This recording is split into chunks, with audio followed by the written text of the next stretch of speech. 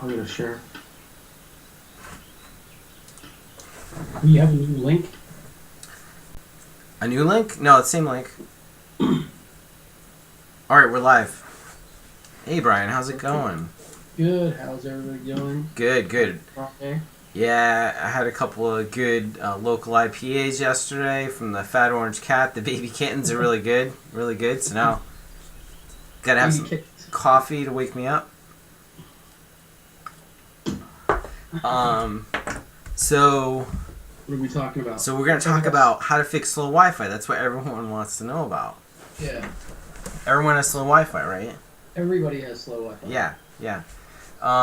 So we want to start off at the beginning. So let's talk about the router, I guess, right? So you pay for internet from your ISP. Maybe you most likely will lease the modem router combo from your ISP.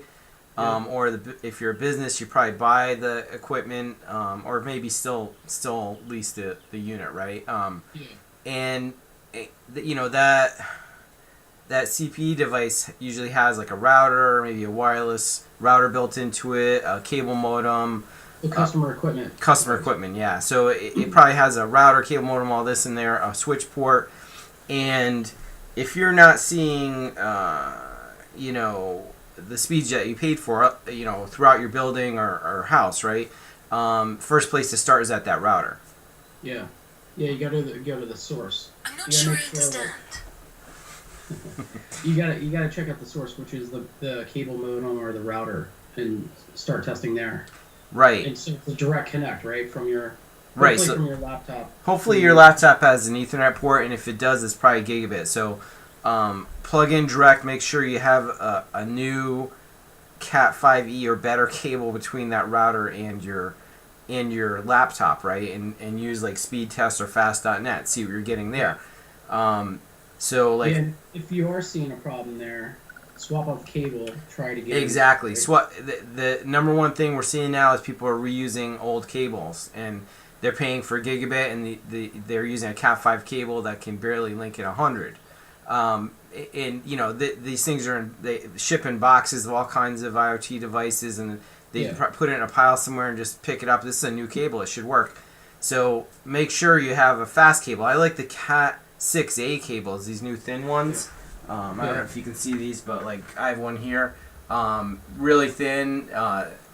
They don't get tangled easily, so that's what I recommend. Yeah, Cat 6A. Yeah, I have a couple of those. I like those a lot. Yeah, and you can run them pretty easily. Yeah, they're thin. The Cat 6 is a little stiff, so they're kind of hard to run around, and they can actually break off ports sometimes if you're not careful. But at least Cat 5e. So anyway, plug in, test your laptop, and like this workstation I'm on now, this thing's directly wired into my router, and I pay for a gigabit connection. I get about 930 meg throughput. So you're gonna have a little bit of fall off there, due to overhead and stuff on the network switches. But you should see really close to what you're paying for. If not, talk to your internet provider, not to us. Yeah, and right? they're gonna run tests between like their central office and your modem, Mm-hmm. so they can check the quality of the cable. Either it's DSL or coax or whatever it is, fiber. They can test between the central office to the modem, and that you can do that in residential and business cases. Like they can pretty much see everything that's happening on that cable, and they can see what's happening in the central office as well.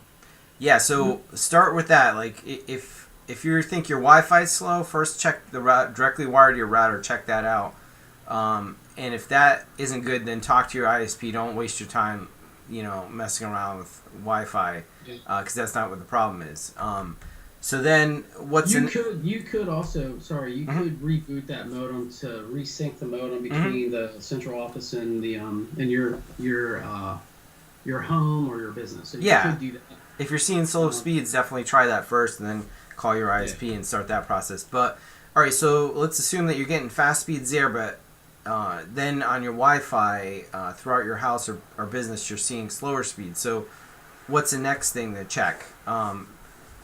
Yeah, so if you have another connection, say it goes from your router to maybe like a switch. Yeah. you want to make sure that the cable between the router and the switch is good. Yeah.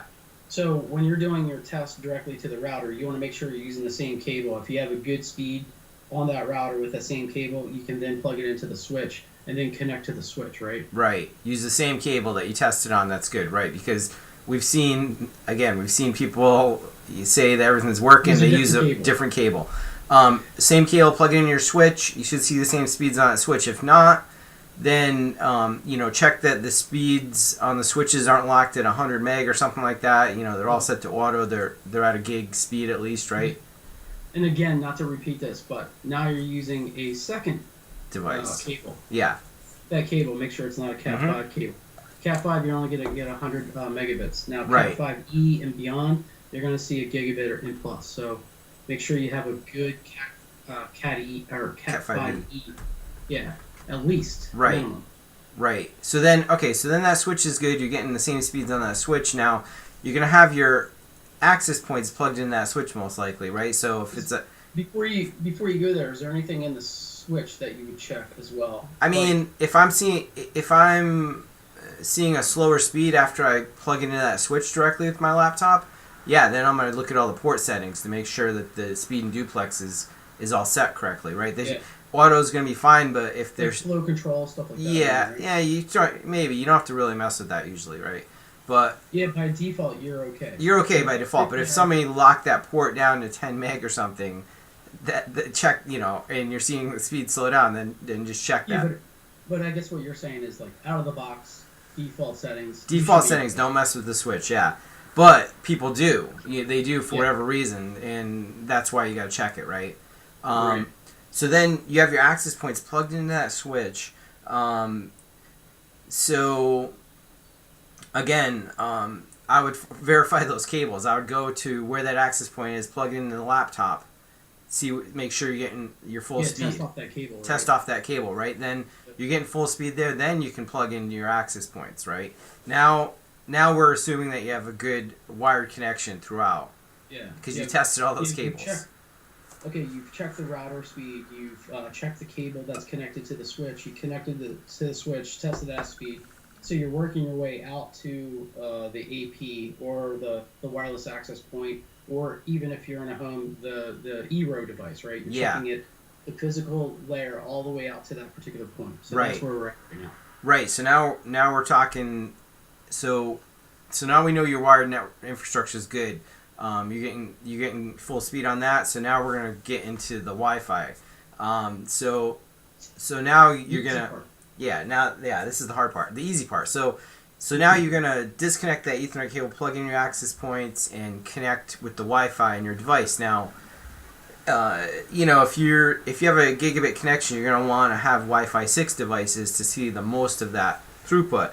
And if you have a perfect Wi-Fi 6 connection, maybe 10 feet away, line of sight, with a iPhone 12 or 11 or a laptop with Wi-Fi 6. You're going to probably see about 650 meg. That's probably about the best you're going to see. Yeah. You always like jump right to it. Yeah. That you got to say, because they're not going to see a gig unless because these are all 2x2 devices really. So 6 gigahertz. Yeah, until we're at 6E, you're not going to see that full gig speed. So you're going to see about 650 at the best when you're the closest to the access point line of sight. Yeah, but okay, so just to kind of recap what you just kind of threw out there, is that if you have the fastest speeds if you're trying to achieve the fastest speeds with Wi-Fi, you definitely want to use a Wi-Fi 6 access point or a wireless access point, right? Yeah.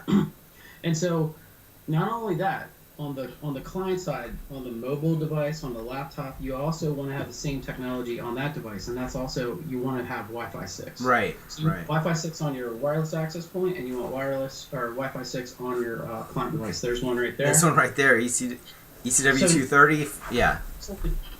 So the two devices you're testing have similar technologies, or the same technologies. Yeah. You're using Wi-Fi 6, which is the latest. That's how you're going to get probably the best speed, the best performance, right? But the one thing that Jeff brought up is clear line of sight. So the best experience that you could possibly have is this physical device, my phone, can physically see the access point, or like in a home case, if you can see the eRow device, or like whatever device, whatever wireless device that you're using, even a wireless router. If you can physically see that, if the device can physically see that, that's going to be the best case scenario, right? Yes. So that's typically not the case, right? Right. We're Right. running into, you're running into, it's 4 floors away, or it's a floor away, or, it's a room away, or whatever. Yep. So I what mean, happens in but this scenario? well, yes, our live stream a little. It did Yeah. buffer it for a second. So I'm seeing did a speed test here, so I'm getting like 588 down, 33 up, right? So that's what you can expect in best case. With ever maybe a little bit better. Maybe you'll see 650. Maybe you'll see a spike to 800 meg if you're doing like iPerf testing, things like that. But yeah, so that's perfect. Now, if you have a couple walls in between, it's gonna reduce that, right?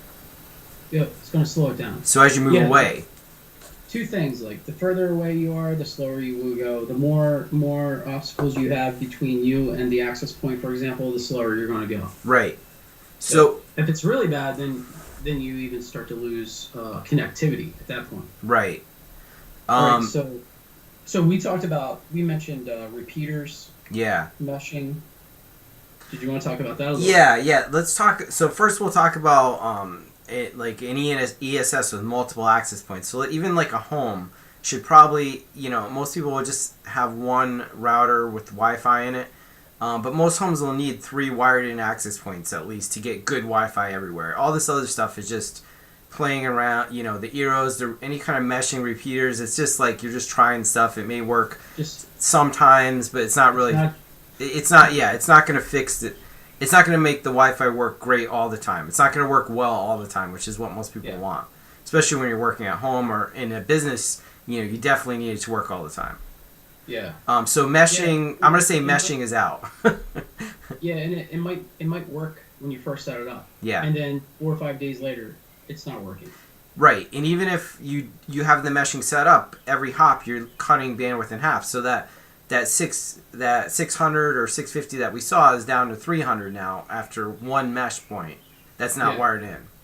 Yeah, exactly. So yeah, every hop is going to cut that bandwidth at least 50 to 60%, somewhere around there. Yeah. So you have to be careful with I say no on repeaters. Yeah, it doesn't work. In our experience, there's almost never an instance where it works well. I haven't heard anyone say that they're using it as a permanent solution. I mean, and a lot of times they'll buy one of these solutions like Eero, then they'll be like, oh, I'll buy this new one. They'll try this, and it like works great when they put it in. Then Google Wi-Fi, let's try this. Oh, it's not supported anymore. Like all this stuff. So yeah, definitely just do it once. Wire them in. Pay somebody to come out and do it. One of our AV guys. We have like hundreds of them all over the country that do this all the time. Yeah, if somebody mentions repeating or meshing, walk away.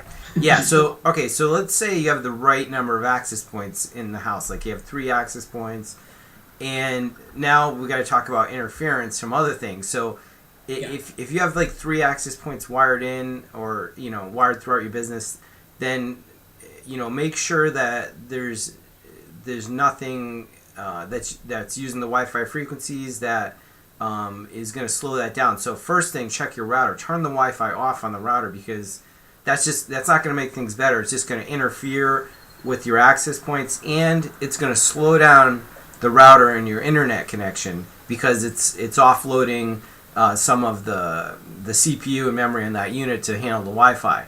So an example of that is in a hotel. The hotel owner may be like, oh, I'm going to leave the Wi-Fi on in the lobby and let customers and myself connect to that. But it's going to slow down the CPU in that router when he has access points throughout. So by using that one, not using another access point, he's slowing down his entire network. Yeah. So definitely stay away from. So that's a thing to check. There's 2 bad things there if you have the Wi-Fi, on enabled on the router. Yeah. Yeah, and if you're in a business, you shouldn't be using a Wi-Fi router. Mm-mm. Really, right? Right. You should use a wired router. There's some. We like these Microtech ones. They have small and medium, and then Cisco obviously for bigger businesses. Now, Now, So Genius is coming out with a router. and Genius so is coming out of the router too. Yeah, we talked about it last week, so we'll have that one soon. That's gonna be awesome.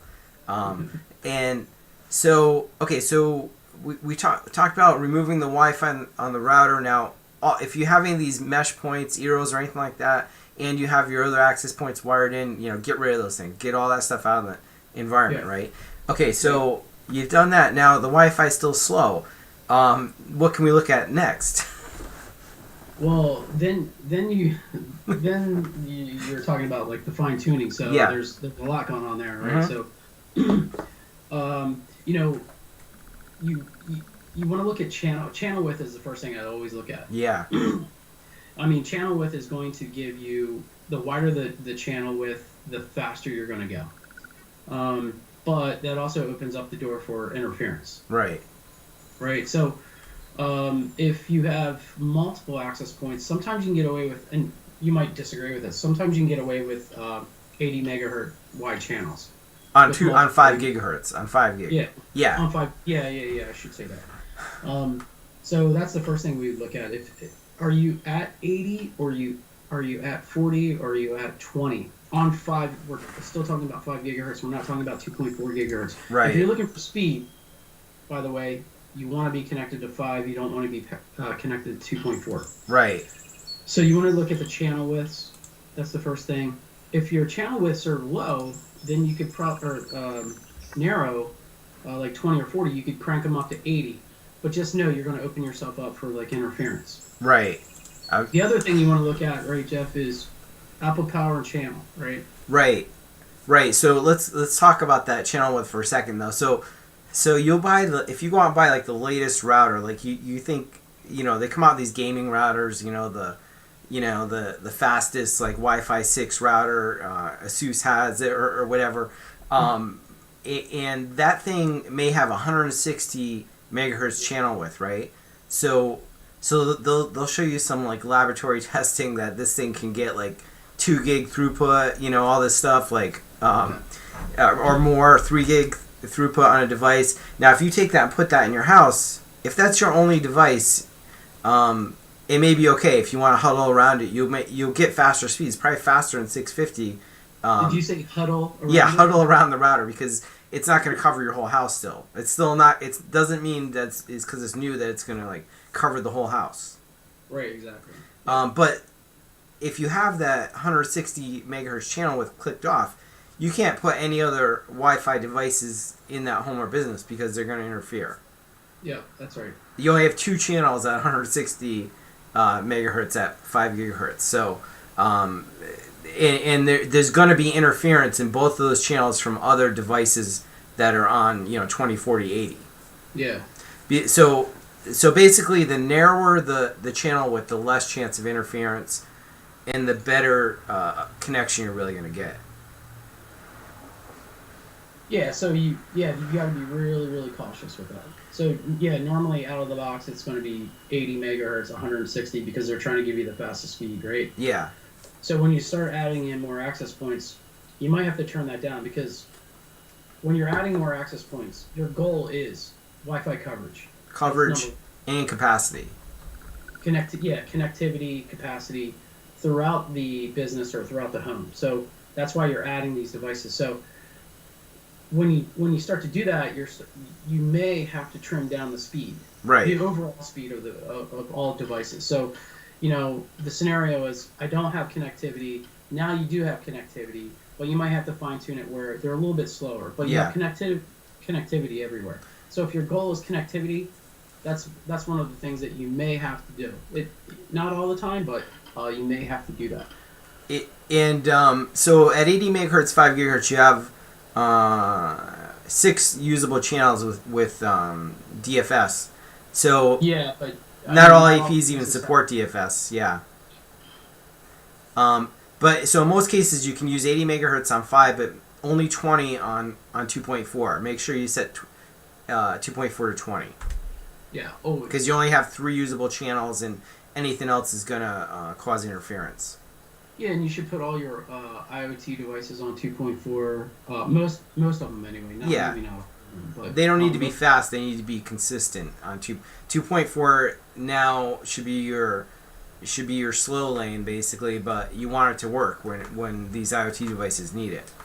Yep, exactly. Okay, so then the other thing we're going to talk about is output power. Like you had something about this week. So if you have multiple access points and I have one like on the first floor and I'm on the second floor, I'm still connected to it. Why? And I'm not connected to one on the second floor. Why is that? I mean, and I'm noticing my speeds are really slow and erratic.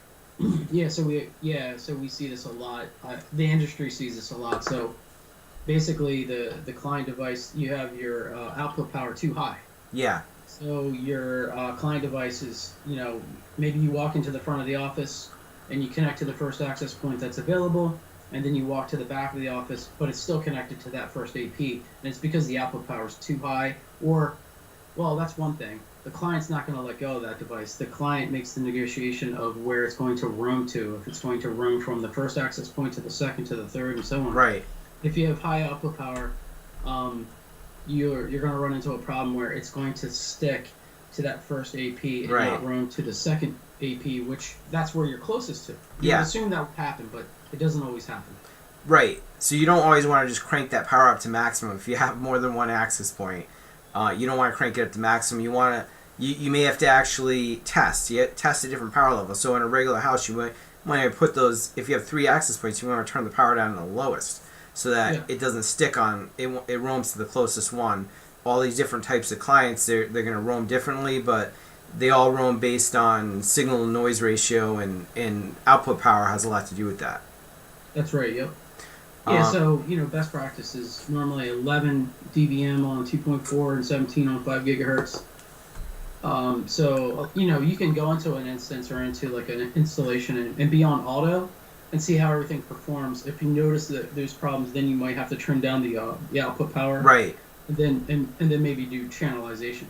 Yeah, auto usually works because it's doing some kind of testing to see probably speed versus performance. It's doing some sort of calculations that usually works pretty well. But one of the main things to do though is turn down the power on the 2.4 because all clients are going to try to stick to 2.4 longer than they do 5 gigahertz. So if that 2.4 power is too high, they're never going to roam over to the 5 gigahertz, or they're going to be stuck on 2.4. Yeah, because it's still getting a good connection, a much slower connection than it would on 5. And there's some mechanisms like band steering that are built in that can switch make the client prefer 5 gigahertz. Yeah. But it can only really suggest it, and there's some downfalls to those things too. You'd have to have full 5 gigahertz coverage to use band steering. Yeah. So don't use that without knowing exactly what you're doing either. Yeah, in some case, okay, so the reason you bring that up is because 2.4 gigahertz, it travels further than 5 gigahertz. 5 gigahertz doesn't travel as far. 2.4 will penetrate through more walls than 5 gigahertz. So the client will want to stick to that frequency. And in some cases, if you have multiple access points, you're going to turn off 2.4 on some of those access points. Yeah, good point. Good point. Yeah, so if you have let's say you're in a business and you have many access points, you may want to have 2.4 off on every other access point. Only on half.